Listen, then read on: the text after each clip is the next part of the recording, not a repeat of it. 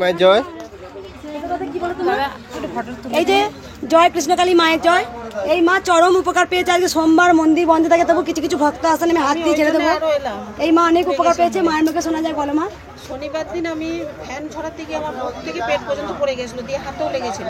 যে কিচ্ছু হয়নি, মায়ের পুষ্প বুলিয়ে আমার কিচ্ছু হয়নি। একটু পুষ্প জল খেয়েছি, যে কিচ্ছু হয়নি, একটু ফোসকাও হয়নি, খালি একটু লাল হয়েছে, ছালিও পড়েনি।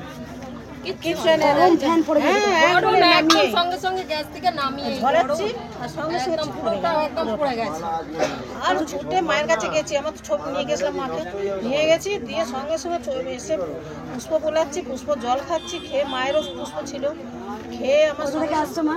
মেমারি।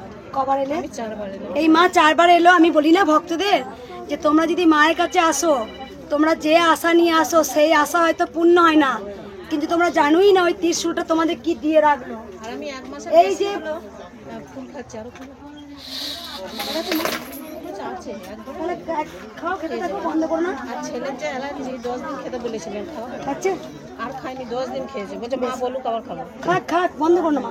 ওটা অনেক অনেক রোগ সারে, খেয়ে যাক না, 12 মাস খেতে পারলে 12 মাসই এই মায়ের এই মায়ের যেটা হচ্ছে বুকে ফ্যান পড়ে গিয়েছিল, তো আমার ত্রিশূল ঠেকিয়েছিল। যেসব ভক্তরা মায়ের কাছে আসেন এক মনস্কামনা নিয়ে, আর একটা হয়তো পূর্ণ হয় না, কিন্তু কোনো ভক্ত জানেই না ওই ত্রিশূলটা ঠেকানো মানে কি মা দিয়ে রেখেছিল। এই যে বুকটা পুড়ে যেতে পারতো, তুমি হসপিটালে ভর্তি হতে পারতে, ওই যে ত্রিশূলটা ফাঁড়াটা নিয়ে নিল। ত্রিশূলটা ঠেকানো মানে কি, এই ফাঁড়াটা নিয়ে সঙ্গে সঙ্গে পড়েছে।